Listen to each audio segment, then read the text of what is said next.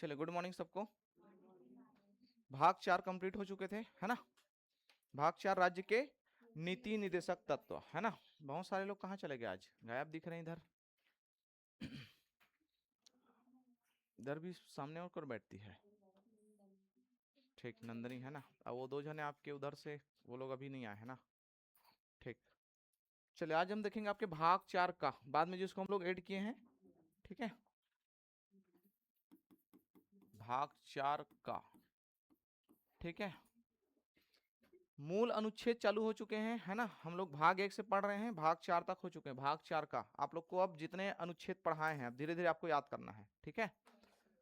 जो जो इंपॉर्टेंट है इधर का तो पूरा याद करना है। अब आपके जो भाग 4 के बाद आपके 5 जब आएंगे, तो भाग 5 में आपके कुछ कुछ को याद करना है, पूरा याद नहीं करेंगे, ठीक है। तो भाग 4 का, है ना, इसके अंतर्गत आपके क्या है, मौलिक, है ना, फंडामेंटल ड्यूटीज को बोलते हैं, मौलिक कर्तव्य, ठीक है। तो समझते हैं इसके बारे में आपके, या मूल कर्तव्य भी बोलते हैं। एक्चुअल में जब आपके संविधान बनाए गए तो उस समय के जो संविधान निर्माता थे उनके द्वारा आपके, है ना, इनके बारे में चर्चा की गई थी कि मौलिक कर्तव्य को संविधान में रखे या न रखे। तो कुछ लोगों का मानना था कि भाई मौलिक कर्तव्य तो इंसान अपनाता ही है या अपने कर्तव्य को निभाता ही है, तो उसको रखना कोई मैंडेटरी नहीं है, जरूरी नहीं है, ठीक है। तो इस आधार पे इनको स्थान नहीं दिया गया था। लेकिन बाद में आजादी के बाद या फिर संविधान लागू होने के बाद आपके देखा गया कि नागरिक तो केवल अधिकार का ही पालन कर रहे हैं, मौलिक कर्तव्य को भूल जा रहे हैं, ठीक है। मतलब अधिकार को तो, है ना, अच्छे से अपना रहा है, मतलब अधिकार को अपना लागू करवा रहे हैं, लेकिन मौलिक कर्तव्य से विमुख है इंसान या फिर जो नागरिक है, मौलिक कर्तव्यों का निर्वहन अच्छे से नहीं कर रहा है। इसी कारण इसको हम लोग बाद में हम लोग संविधान में ऐड किए हैं। तो कब ऐड किए हैं, तो ये है आपका 42वां संविधान संशोधन। ये तो आपको याद हो जाना चाहिए 42वां वाला, है ना, क्योंकि ज्यादातर आपके जो संविधान संशोधन हुए हैं इसी में हुआ है। तो 42वां संविधान संशोधन 1976, है ना, इसके अंतर्गत अपनाए गए थे। लेकिन इसकी सिफारिश या अनुशंसा के लिए एक समिति बनाई गई थी, है ना। तो सिफारिश सिफारिश आपके किए थे सरदार स्वर्ण सिंह समिति, ठीक है। इनके रिकमेंड के आधार पर या फिर सिफारिश के आधार पर ये हम लोग संविधान में हम लोग अपनाए हैं इसको, ठीक है। दूसरा पॉइंट आपके, ये लिए कहां से है, तो कहां से लिया गया है बताइए, कौन से देश के संविधान से लिए हम लोग इसको, सोवियत संघ रूस, ठीक है। उस समय हम लोग यूएसएसआर कहते थे, ठीक है, यूनाइटेड सोवियत संघ रूस ऐसे बोलते थे, यूएसएसआर, ठीक है। अभी आपके केवल रूस है ये, ठीक। तो फिर से एक बात है, मौलिक कर्तव्य मतलब क्या है, हम लोगों के नागरिकों का कर्तव्य है, ठीक है। जैसे कहीं घूमने जा रहे हैं तो घूमने जाने के वाले स्थान को सुरक्षित रखना या साफ रखना हम लोग का कर्तव्य की नहीं है। घूमने के लिए जाना आपका अधिकार है, बिल्कुल है, आप घूमिए फिरिए, इंजॉय कीजिए, लेकिन वहां जाकर के कचरा ना फैलाए। होता है कि नहीं होता है, लेकिन, ठीक है। तो इसी प्रकार से आपके कम से कम कुछ कर्तव्य दिए गए हैं। पहले आपके मूल संविधान में आपके यहां लिख लो 10 थे, मूल संविधान में 10 मौलिक कर्तव्य थे, मौलिक कर्तव्य थे, ठीक है।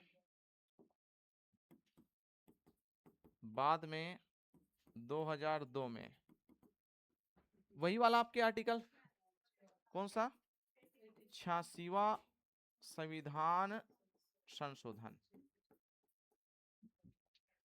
के तहत 11वां मूल कर्तव्य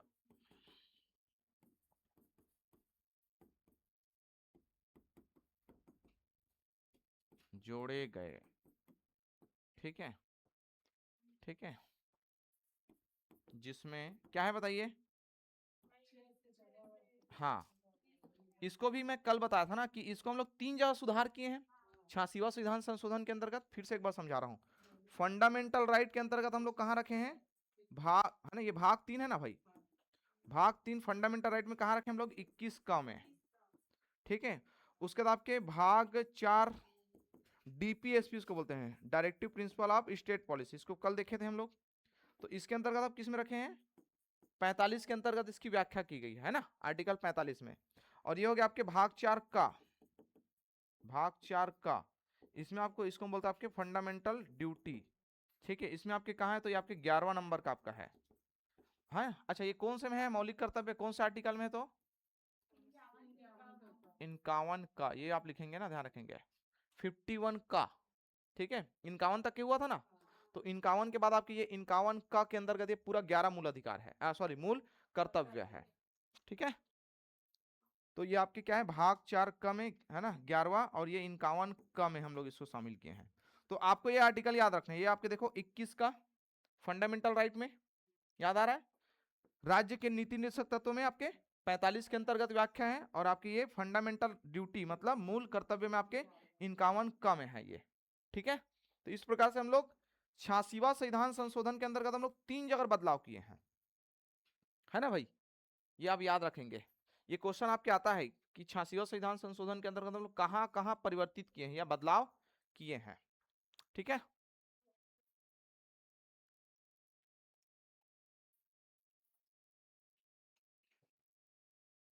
चलिए, तो क्या क्या आपके फंडामेंटल कर्तव्य बताइए, आप ही लोग बताइए, है ना? उसको लिखने की जरूरत नहीं है एक बार, लेकिन फिर भी समझ लेते हैं। सबसे पहला आपके देखो, राष्ट्रीय ध्वज और राष्ट्रगान का सम्मान करते हैं सब, है ना?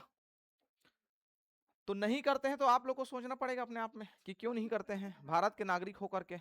लेकिन ये हमारा कर्तव्य है। ठीक है, तो संविधान है, राष्ट्रीय ध्वज है, और राष्ट्रगान का सम्मान करना। ठीक है, दूसरा आपके स्वतंत्रता संग्राम के आदर्शों को अपनाना और उसका पालन करना। ठीक है, तो स्वतंत्रता संग्राम मतलब जो आजादी में जितने भी आपके लोग शामिल थे, ठीक है, या फिर स्वतंत्रता प्राप्त करने के लिए जो जो आदर्श थे, बंधुत्व, भाईचारा, ठीक है, इन सारे आदर्शों को अपनाना और उसका पालन करना। ठीक है, तो ये हम करते हैं, दूसरा नंबर है।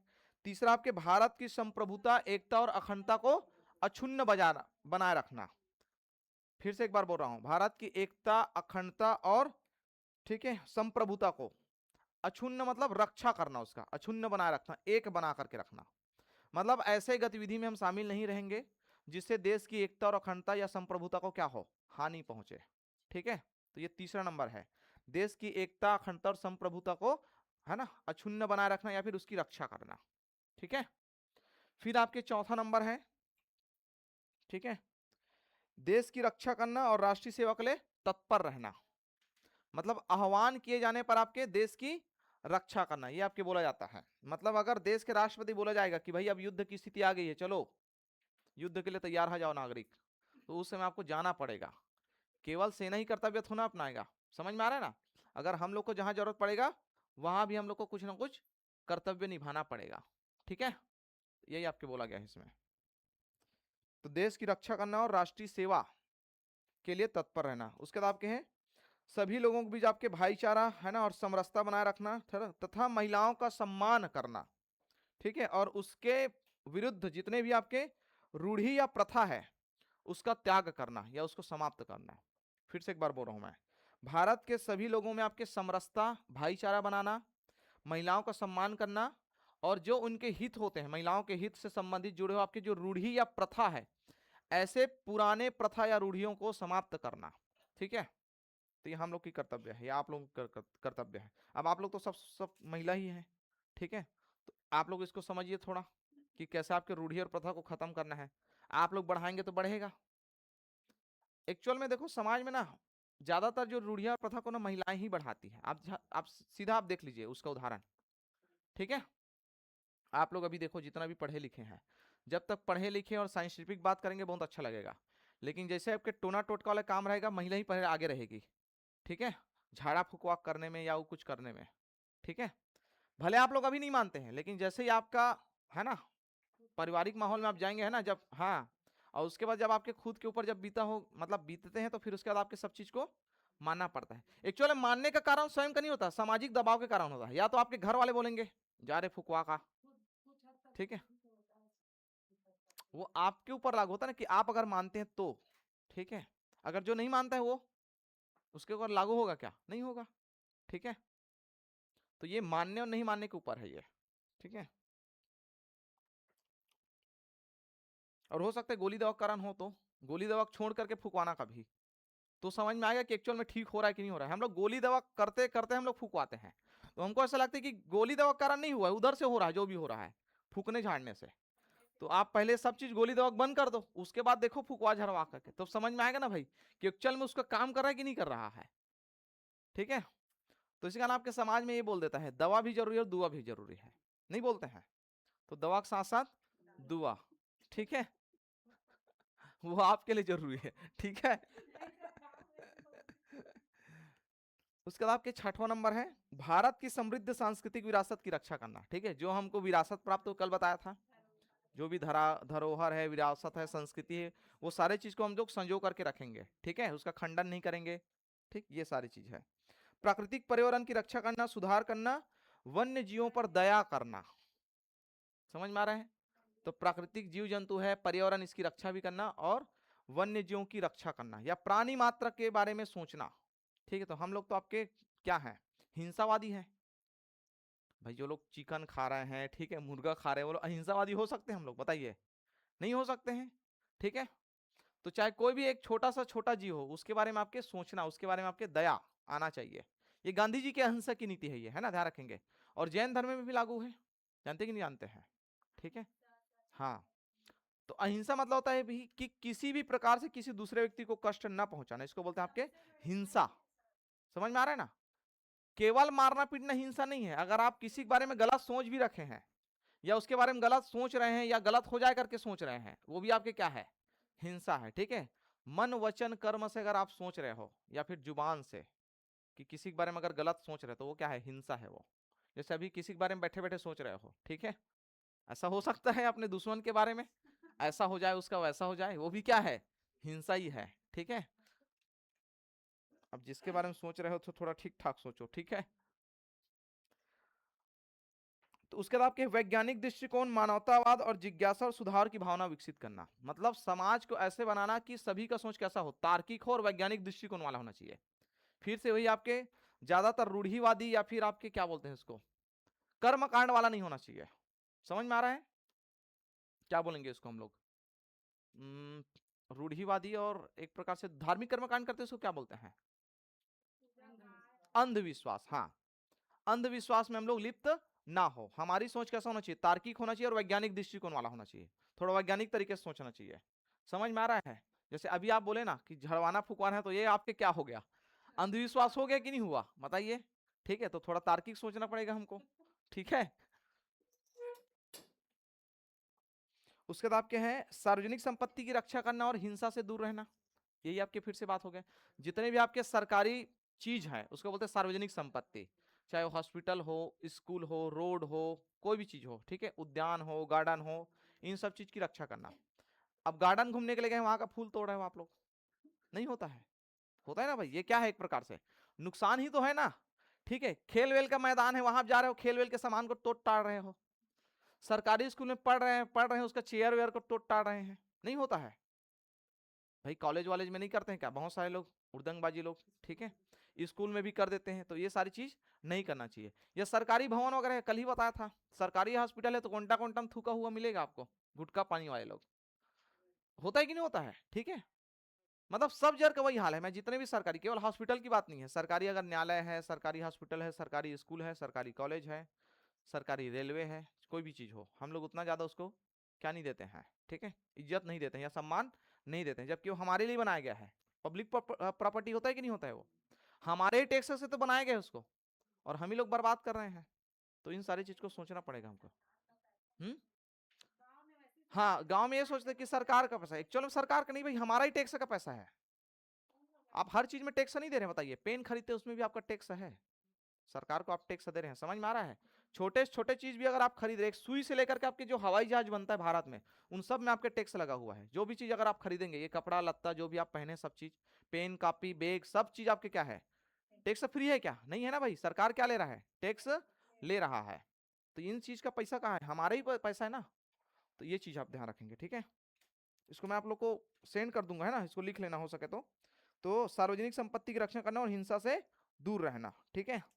हिंसा मतलब वही बताया हूं कि यहाँ आपके कर्मकांड हुआ था जिस समय आपके, तो ऐसा नहीं कि व्हाट्सएप ग्रुप में बुला रहे हैं कि आओ पीटते पाटते किसी को करके, ऐसा तो नहीं जाना है, समझ में आ रहा है ना, ठीक है। फिर आपके 10वां नंबर आपके व्यक्तिगत और सामूहिक गतिविधि के सभी क्षेत्र में उत्कृष्टता की ओर बढ़ना, जिससे आपके राष्ट्र निरंतर आपके आगे बढ़े और ऊंचे स्तर पर पहुंचे। मतलब ऐसे कार्य करना जिससे हमारा देश विकास हो, ठीक है, सभी लोगों का सम्मान हो, सभी लोगों को आपके मौका मिले, समान अवसर मिले, समानता का भाव विकसित हो, ये सारी चीज इसका कहना है, ठीक है। हाँ, राजनांदगांव गांव की है वो, पोस्ट दिया गया है, ठीक है। तो हाँ मिल गया, सबा अंजुम को भी मिला था हमारे छत्तीसगढ़ में, लंबी कूद वाली थी, उसको भी डीएसपी का पद मिला था। तो आप लोग भी अगर जिसको पढ़ाई में बहुत ज्यादा मन नहीं लग रहा है भाई, 3-4 साल आप लगातार किसी खेल में लग जाओ, क्योंकि खेल में अगर आप लगे, एक तो अगर नेशनल इंटरनेशनल अगर मेडल आ गया इंटरनेशनल, तो आपका लाइफ बन गया। इधर आप पढ़ाई करते करते 4-5 साल भी हो जाएगा, इसका जरूरी नहीं है ना, भरोसा नहीं है, मैं ये बोल रहा हूँ, है ना। हालांकि लेकिन खुद के ऊपर भरोसा होना चाहिए सबसे पहली बात, कि मैं कर सकती हूँ कि नहीं कर सकती हूँ। और दूसरा ये कि अंदर से भी एक प्रतिभा होना चाहिए खेलने का। अब मन ही नहीं, जबरदस्ती खेलने के जाएगा थोड़ी ना मन लगेगा, समझ में आ रहा है ना। तो ऐसा है, और ऐसा माहौल भी मिलना चाहिए, ऐसा नहीं कि मेरे को खेलने के लाना, यहाँ माहौल ही नहीं मिल रहा है। अब जैसे क्रिकेट खेलना है तो एक जने खेल लोगे क्रिकेट, उसके लिए कम से कम आपके 5-6 लोग तो चाहिए ना भाई सीखने के लिए, या मिनिमम कम से कम आपको एक कोच चाहिए, 2 जने चाहिए ही चाहिए, एक जने बॉलर चाहिए, एक जने बैट्समैन चाहिए, तब आप क्रिकेट सीखेंगे। अब आप अकेले हैं, इधर कोई सिखाने वाला नहीं, तो कहाँ से क्रिकेट सीखेंगे, समझ में आ रहा है। तो एक ऐसा माहौल बनाना चाहिए ना यहाँ, लेकिन खेल के प्रति बहुत ज्यादा माहौल नहीं है ना। मतलब इस जिले में आप देखो 2013 से बना हुआ जिला है, 12 में बना है कि 13 में बना है, 12 में, 12 में बना हुआ है, 12 दूनी 24 और 2 26, 12 साल हो गया है, ठीक है, 12 दूनी 24, 14 साल हो गया है। तो 14 साल के बाद कम से कम आपके खेल के क्षेत्र में यहाँ थोड़ा आगे बढ़ाना था, विकास करना था। इंडोर स्टेडियम का ना वो हो चुका है करके सुने में आ रहा है यहाँ सेंसन, समझ में आ रहा है, मतलब स्टेडियम बनेगा इधर आपके लटवा रोड में, सॉरी लटवा रोड नहीं, इधर का है मंदिर वाला रोड को क्या बोलते हैं, सोनपुरी रोड में, ठीक है। तो अब सरकार का प्रोजेक्ट है तो जान रहे हो कब बनेगा ना कब, ठीक है, टाइम लगेगा उसको। तो वही की है, उसको डीएसपी पोस्ट मिला है, ठीक है। डीएसपी मतलब जान रहे हो आप लोग, सीजीपीएससी दिला करके डीएसपी बनेंगे, वो एक ठो मेडल ले आ करके आपके डीएसपी बन गई है। ऊपर से उनको शायद कितना लाख रुपए पैसा मिला, लाख मिला कि करोड़ मिला है। देखो हमारे यहाँ आपके भारत में आपको पता है कि अगर आप ओलंपिक में अगर आप गोल्ड लाते हैं तो आपको 3 करोड़ रुपया पैसा है, सोचो 3 करोड़, क्या हो गया भाई, हाँ हाँ ठीक, 3 करोड़, ठीक है। इतना पैसा तो आपके नौकरी वाला नहीं कमा सकेगा। डीएसपी में अगर आप जाओगे डीएसपी पोस्ट में, ठीक है, तो अभी आपके लेवल 12 का पोस्ट है ना, मतलब वो है, पेमेंट आपको लगभग लगभग 65 से 70 हजार आपको मिलेगा। आप पूरा जीवन पर्यंत भी काम करोगे 3 करोड़ नहीं मिलेगा आपको, 3 करोड़ नहीं हो पाएगा आपका।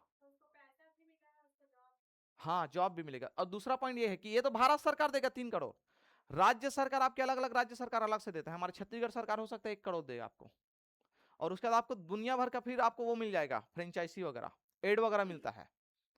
जैसे आप क्रिकेट का कुछ, अब जैसे आप मेडल ले आए उसके बाद आपको एड मिल जाएगा, कुछ कुछ चीज का एड मिलता है ना भाई, कि ऐसा आप क्रिकेट के खेल का आप एड करेंगे, एड मतलब जान रहे हैं ना, विज्ञापन, तो उस विज्ञापन का आपके फिर करोड़ों में आप पैसा है।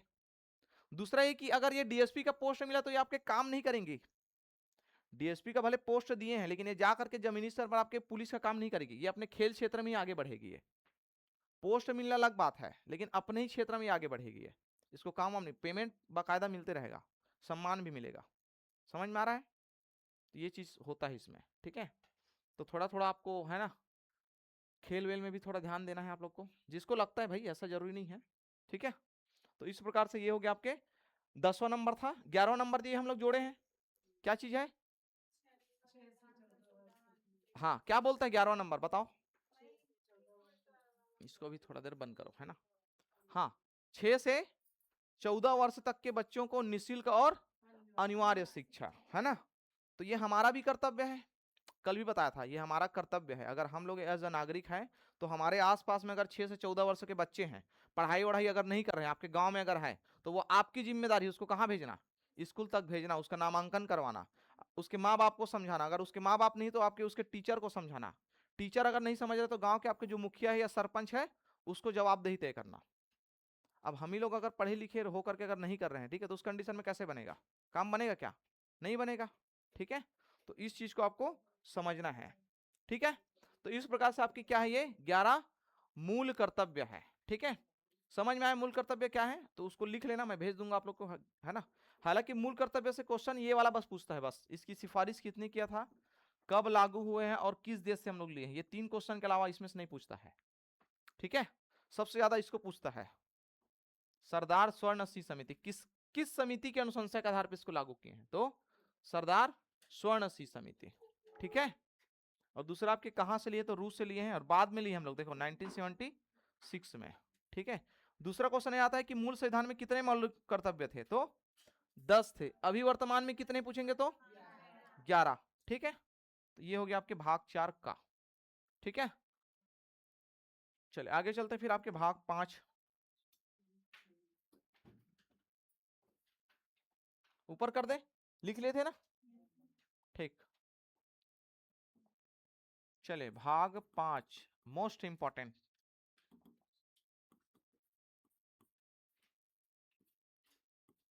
भाग 5 है ना, संघ इसमें लिखा हुआ है ना, और संघ के अंतर्गत हम लोग पढ़ेंगे आपके संघ की कार्यपालिका, संघ की विधायिका,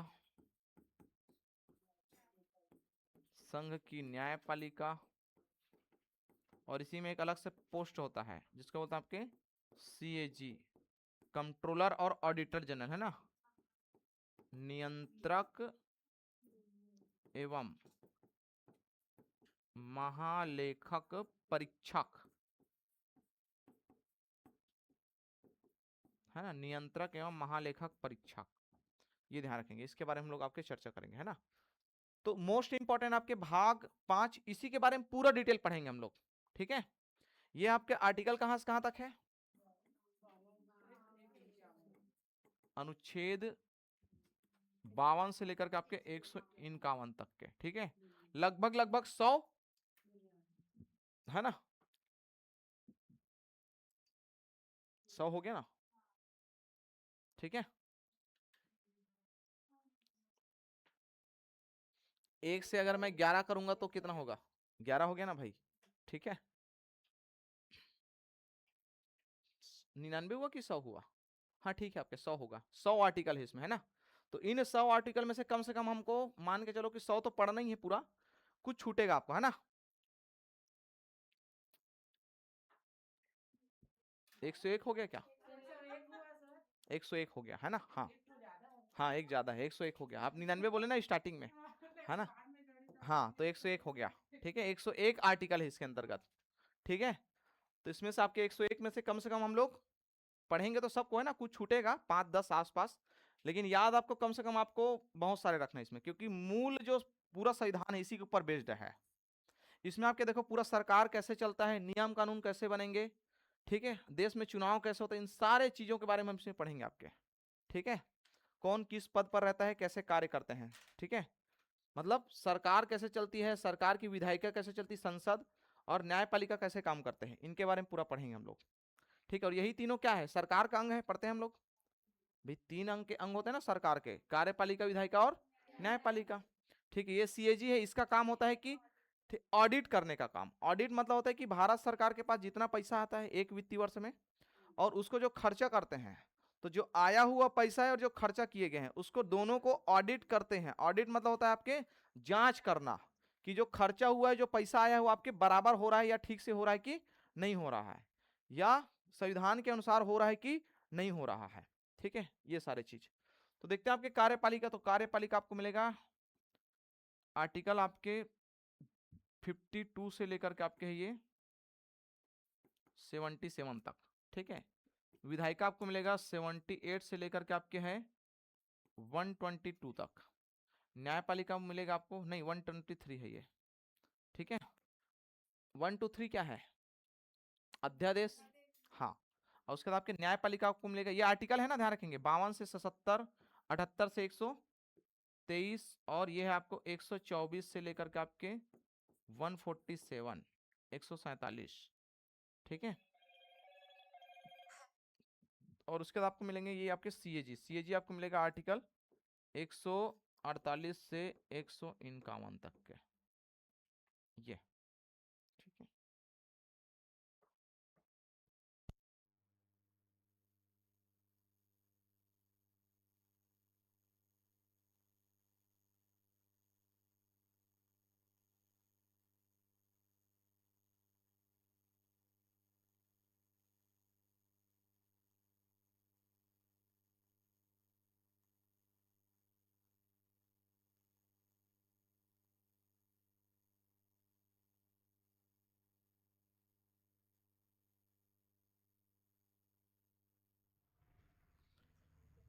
चलिए, है ना।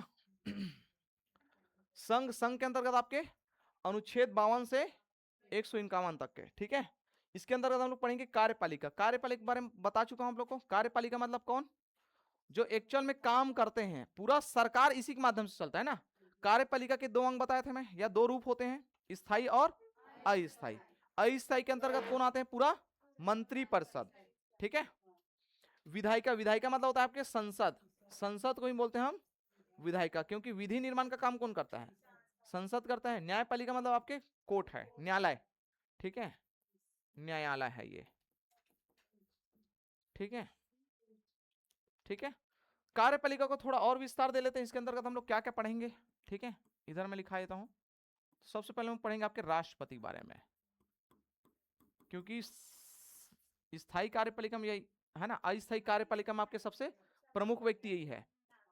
भारत का प्रथम नागरिक भी बोलते हैं। दूसरा ये कि जितने भी आपके अन्य देश के साथ जो डिप्लोमेसी होती है, अनुबंध होते हैं, ठीक है, या फिर कूटनीति जो बनती है भारत सरकार का अन्य देशों के साथ, उसमें हस्ताक्षर किसका होता है, राष्ट्रपति का होता है।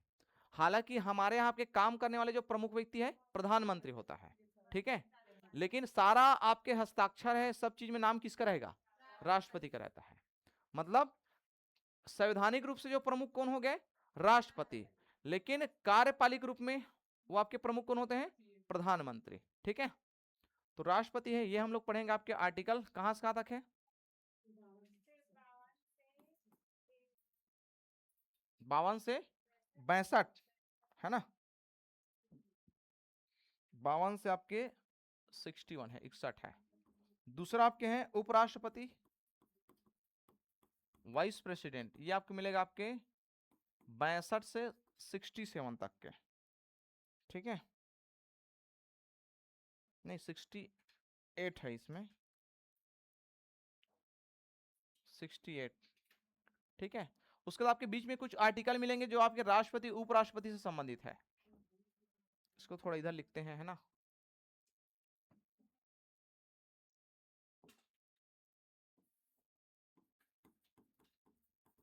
राष्ट्रपति, ये आपको मिलेगा आपके आर्टिकल 52 से, ये आपके डायरेक्ट अनुच्छेद है जिसके बारे में हम लोग पढ़ेंगे, आर्टिकल 52 से 61 तक के। फिर आपके हैं वाइस प्रेसिडेंट है, उपराष्ट्रपति, ये हम पढ़ेंगे आपके आर्टिकल 62 से आपके 68 तक के।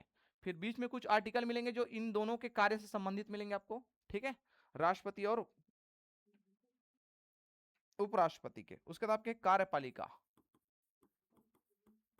कार्यपालिका मतलब आपके होता है मंत्री परिषद, मंत्री परिषद, इसके बारे में हम लोग पढ़ेंगे आपके, यह है आपका आर्टिकल 72 से लेकर के आपके 77 तक के, ठीक है। इनके बारे में हम लोग पूरा आपके डिटेल पढ़ेंगे। इसमें भी आपके क्या है, राष्ट्रपति के कार्य ही मिलेंगे बीच में पूरा। उसके बाद आपके हैं विधायिका, ठीक है, तो विधायिका तो लिख लिए नीचे, है ना।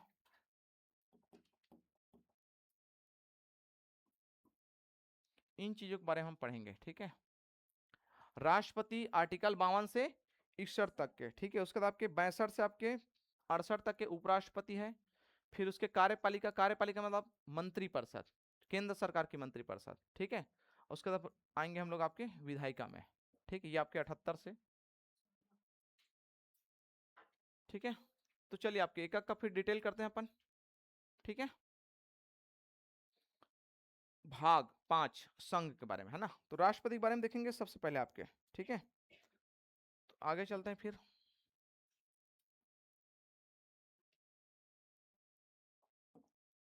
लिख रहे थे क्या, नीचे करें क्या, थोड़ा हो गया है।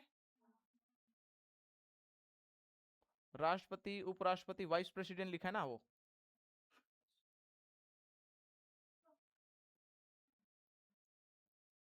चलिए अब आप क्या आते हैं आपके राष्ट्रपति। ठीक है, ध्यान रखेंगे। सीजीपीएससी का अगर पुराना क्वेश्चन अगर आप देखेंगे या पुराना पेपर अगर आप देखेंगे तो राष्ट्रपति से एक नया क्वेश्चन पूछा जाता है, ध्यान रखेंगे। मोस्ट इंपॉर्टेंट आपके ये है ना टॉपिक है राष्ट्रपति। यहां से आपके एक नए आपके क्या पूछे जाएंगे, प्रश्न पूछे जाते हैं। ठीक है, तो भारत के आपके राष्ट्रपति की इसके आर्टिकल हम लोग देखेंगे पूरा आपके, है ना। तो आर्टिकल आपके सबसे पहले आपके अनुच्छेद 52। ठीक है, या इसके पहले थोड़ा एक दो फैक्ट लिख लीजिए राष्ट्रपति के बारे में। सबसे पहले आप लिखेंगे राष्ट्रपति, ठीक है, भारत संघ के आपके कार्यपालिका फिर औपचारिक प्रमुख होते हैं। संघ के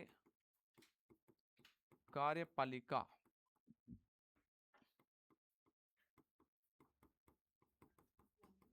प्रमुख होते हैं। ठीक है, दूसरा पॉइंट आपके कार्यपालिका के नाम मात्र प्रमुख होते रहेंगे ना। हाँ, ठीक है, तो राष्ट्रपति संघ के कार्यपालिका के नाम मात्र प्रमुख होते हैं, है ना? नाम मात्र प्रमुख होते हैं, इसका मतलब ये हो गया कि कार्यपालिका के जो वास्तविक प्रमुख होते हैं वो कौन होते हैं आपके, प्रधानमंत्री होते हैं ना। तो यहां पास आप लिखेंगे वास्तविक प्रमुख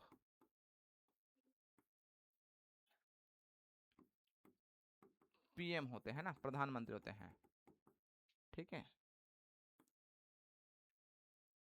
वास्तविक प्रमुख मतलब सारा जो काम है वो कौन करता है, प्रधानमंत्री करते हैं। आप देखें कि पूरा दौरा वगैरह है, विदेश दौरा कौन करते हैं, प्रधानमंत्री आते जाते हैं। ठीक है, राष्ट्रपति नहीं जाते, लेकिन होगा किसके नाम से, राष्ट्रपति के नाम से होगा। ठीक है, जाएंगे आएंगे कौन, प्रधानमंत्री। ठीक है, लेकिन हस्ताक्षर उसमें किसका रहता है, राष्ट्रपति का रहेगा, ये ध्यान रखेंगे। तो इसी कारण ये लिखा हुआ है ना, राष्ट्रपति संघ के कार्यपालिक प्रमुख के नाम मात्र आपके प्रमुख होते हैं ना।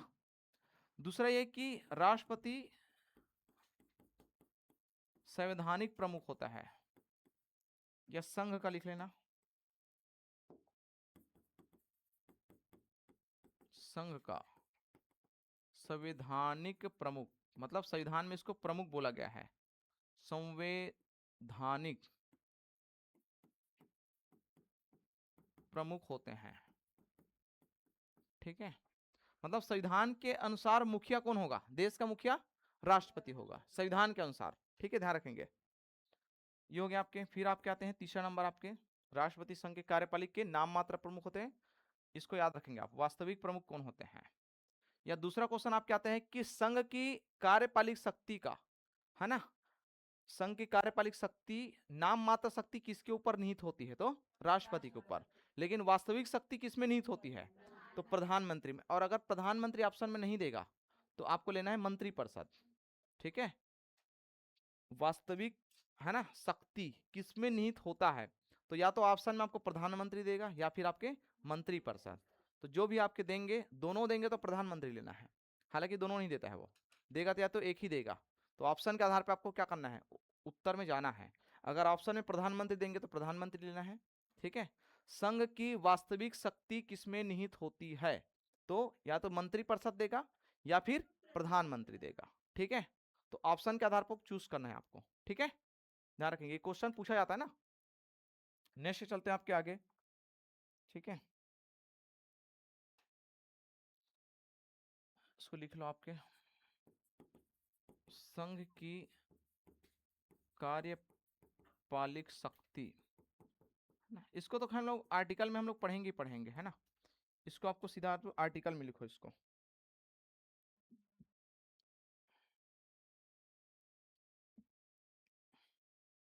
संघ की कार्यपालिक शक्ति राष्ट्रपति में निहित होती है। संघ की कार्यपालिक शक्ति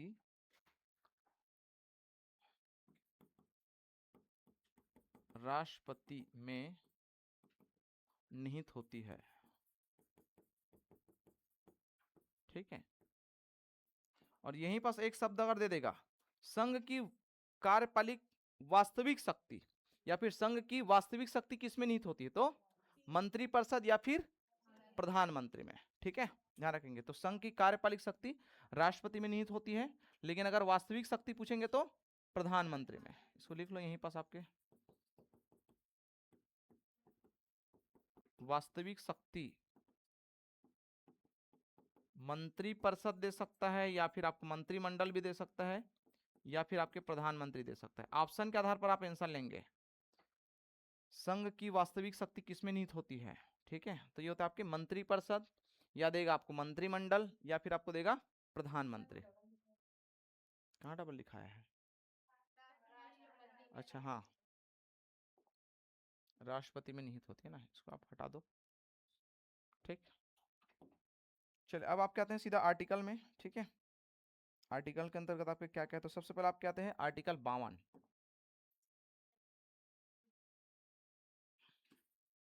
अनुच्छेद 52 क्या बोलता है? ठीक है, यहाँ एक चीज और लिखेंगे तो लिख लो, ऐड कर लो। तो भारत का सर्वोच्च सेनापति भी राष्ट्रपति होता है ना? हाँ, तो भारत का सर्वोच्च सेनापति राष्ट्रपति होता है। मतलब ये है कि किसी भी सेना में अगर जाएंगे राष्ट्रपति दौरा वगैरह में, चाहे वो थल सेना हो, चाहे जल सेना हो, चाहे वायु सेना हो, ठीक है, तो वहां के जो प्रमुख होंगे ना, वो जो प्रमुख है अपना कुर्सी इनको देंगे, किसको?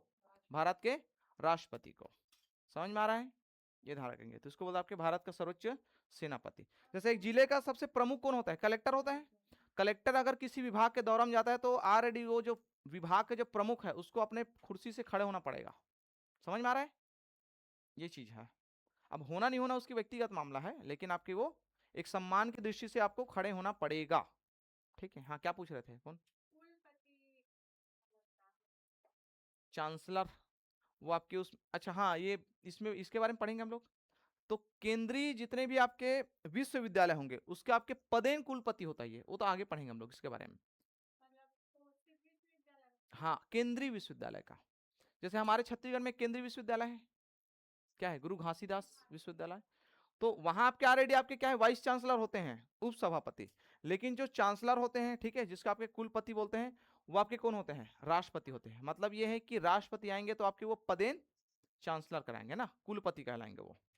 ठीक है, ध्यान रखेंगे। पदेन का मतलब ये होता है कि कोई भी व्यक्ति जो राष्ट्रपति बनेगा वो आपके क्या है? केंद्रीय विश्वविद्यालय के आपके कुलपति कहलाएंगे। ठीक है, पदेन इसको बोलते हैं आपके। अब पदेन को और कैसे समझाऊं आपको, ये बता रहा हूं आपको। जैसे आपके राज्यसभा के आपके कौन होते हैं? प्रमुख या सभापति होते हैं ना भाई। राज्यसभा के प्रमुख कौन होते हैं? सभापति। और सभापति कौन होते हैं? उपराष्ट्रपति। तो उपराष्ट्रपति कैसे सभापति होता है? पदेन होता है। पदेन का मतलब ये होता है कि इस पद में जो भी व्यक्ति बैठेगा वो आपके क्या बन जाएगा? सभापति बन जाएगा। हाँ, शिक्षा विभाग का क्या है? वो पदेन सभापति होता है, वही सेम है आपका। मतलब ये है कि जो भी व्यक्ति उपराष्ट्रपति, देखो ये एक पद है केवल, इसमें चाहे महिला हो चाहे पुरुष हो, कोई भी व्यक्ति बैठ सकता है। और हर 5 साल में चुनाव भी होता है, जानते हो। तो हर 5 साल के बाद जो भी व्यक्ति ये पद में जाएगा उपराष्ट्रपति का, वो आपके क्या बन जाएगा? राज्यसभा है ना, ये राज्यसभा का क्या बन जाएगा? सभापति बन जाएगा। ये समझ में आ रहा है? तो इसको बोलते हैं पदेन। पदेन मतलब इस पद में जो भी व्यक्ति बैठेगा वो यहाँ का क्या बनेगा? सभापति बनेगा। तो वैसे भी यहाँ भी है, जो भी व्यक्ति आपके राष्ट्रपति बनेगा वो आपके भारत के केंद्रीय विद्यालय के कुलपति बन जाएंगे वो। ठीक है, पदेन रहेंगे, लेकिन वो जा करके बैठेंगे नहीं। जब भी कभी भी अगर जाएगा तो आपके सबसे सर्वोच्च पद में रहेंगे। वही सेम शब्द यहाँ भी लिखा हुआ है, देखो। भारत का सर्वोच्च सेनापति कौन होगा? राष्ट्रपति होगा। लेकिन हर एक जो रक्षा विभाग है ना, चाहे थल सेना हो, जल सेना हो, चाहे वायु सेना हो, उसके प्रमुख अलग से होते हैं। समझ में आ रहा है? जैसे भारत के थल सेना प्रमुख कौन है, जल सेना प्रमुख है, प्रमुख कौन है, वायु सेना प्रमुख कौन है, ऐसे क्वेश्चन आता है। लेकिन उन तीनों के प्रमुख कौन होते हैं?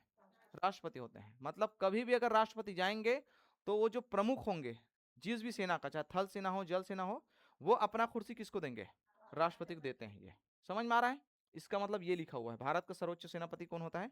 राष्ट्रपति होता है, ये है ना। अब इसके आर्टिकल में चलते हैं फिर हम लोग, ठीक है। अनुच्छेद है ना, तो अनुच्छेद आपके सबसे पहले आपके 52, ठीक है। अनुच्छेद 52 से लेकर के आपके 61 तक के डायरेक्ट आपके अनुच्छेद इसमें आपके दिए गए हैं। चलते, ठीक है। अनुच्छेद हम लोग पढ़ते हैं आपके 52, क्या बोलता है ना, हाँ, भारत के राष्ट्रपति का एक पद होगा, एक पद होगा, ठीक है। तो इसके पद के बारे में व्याख्या किए गए हैं, ठीक है। भारत के राष्ट्रपति का एक पद होगा, ठीक है।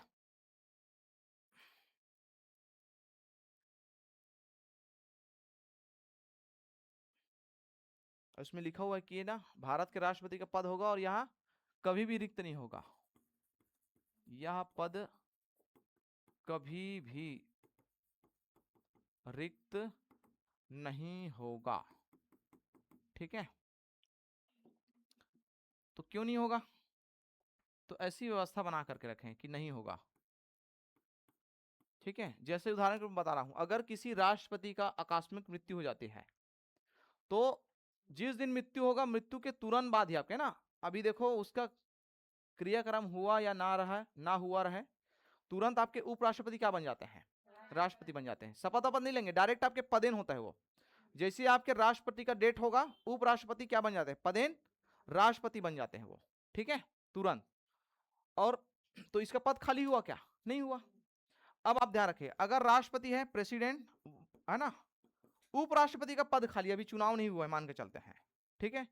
अगर प्रेसिडेंट अगर राष्ट्रपति का डेट होता है तो वाइस प्रेसिडेंट तो नहीं है, तो वाइस प्रेसिडेंट नहीं है तो आपके फिर राष्ट्रपति कौन बनेगा, तो कौन बनेगा, सुप्रीम कोर्ट के आपके CJI, भारत के जो मुख्य न्यायाधीश है वो आपके डायरेक्ट क्या बन जाते हैं, राष्ट्रपति बन जाते हैं। फिर से एक बार समझा रहा हूं, अगर राष्ट्रपति का डेट हो जाता है, उपराष्ट्रपति का पद अभी खाली मान के चलो, ठीक है, उपराष्ट्रपति पद खाली है, तो उस कंडीशन में आपके जो सुप्रीम कोर्ट के जो मुख्य न्यायाधीश रहेंगे वो आपके डायरेक्ट क्या बन जाते हैं, राष्ट्रपति बन जाते हैं, पदेन हो जाएंगे वो भी सीधा। उसका मतलब जो राष्ट्रपति की जो शक्ति है जो पावर है किसके हाथ में आ जाएंगे, CJI, chief justice of India, Bharat के मुख्य न्यायाधीश। समझ में आ रहा है। अच्छा, इसका भी पद खाली है, किसके हाथ में जाएगा फिर, तो जो सुप्रीम कोर्ट के सबसे वरिष्ठतम न्यायाधीश रहेंगे, ठीक है, सुप्रीम कोर्ट के जो सबसे वरिष्ठतम न्यायाधीश रहेंगे उसके हाथ में चला जाएगा पूरा पावर, मतलब वो डायरेक्ट आपके क्या बन जाएंगे, राष्ट्रपति बन जाएंगे। तो इसी कारण इसमें ये शब्द लिखा हुआ है कि भारत के एक राष्ट्रपति का पद होगा और यह पद कभी भी रिक्त नहीं रहेगा। अब ऐसा तो नहीं होगा कि आपके सुप्रीम कोर्ट में आपके अभी 37 न्यायाधीश हो चुके हैं, तो 37 के 7 एब्सेंट थोड़ी ना रहेंगे, या पद खाली थोड़ी ना रहेंगे, कोई ना कोई तो रहेगा ना सीनियर, उसको क्या मिलेगा, सीधा ही राष्ट्रपति का पद मिल जाएगा। समझ में आ रहा है, ठीक है। तो आगे इसके बारे में और देखेंगे हम लोग कि कैसे ये पद खाली होता है, कैसे चुनाव प्रक्रिया, सब चीज के बारे में। सबसे पहले आपके राष्ट्रपति का पद होगा, दूसरा आपके क्या है, अनुच्छेद 53 क्या बोलता है, हाँ, संघ की कार्यपालिक शक्ति किसमें निहित होगी, राष्ट्रपति में निहित होगी, है ना। ये आपके बोला गया है, कहां चला गया भाई, संघ की कार्यपालिक शक्ति राष्ट्रपति में निहित होगी, संघ की कार्यपालिक शक्ति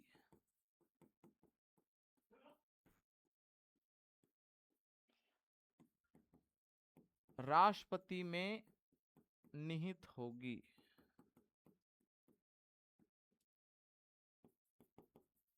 निहित होगी, ठीक है। संघ की कार्यपालिक शक्ति राष्ट्रपति में निहित होगी, ठीक है।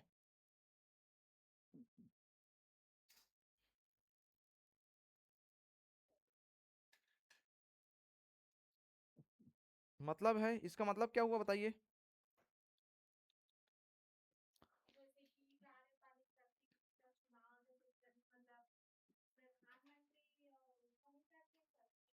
हाँ। तो इसको देखते हैं, आपके ये बोल क्या रहा है, संघ की कार्यपालिक शक्ति राष्ट्रपति में निहित होगी, मतलब ये है, ठीक है, कि ये जो कार्यपालिक शक्ति है, ठीक है, मतलब केंद्र सरकार को पूरा नियंत्रित करने की शक्ति, ठीक है, किसके हाथ में रहेंगे, राष्ट्रपति के रहेंगे। लेकिन ये केवल औपचारिक मात्रा रहेगा, अभी ऊपर में लिखे केवल नाम मात्र का रहेगा, पूरा काम कौन करेगा, मंत्रिपरिषद या प्रधानमंत्री करेगा। ठीक है, तो भले इसमें लिखा हुआ है कि संघ की कार्यपालिक शक्ति किसमें रहेगा, राष्ट्रपति में रहेगा, लेकिन ये अपने स्वविवेक के माध्यम से या स्वयं के अनुसार ये कार्य नहीं करेंगे। ठीक है, यहां इसको लिखेंगे, ठीक है, कि इस शक्ति का प्रयोग, इस शक्ति का प्रयोग राष्ट्रपति अपने अधीनस्थों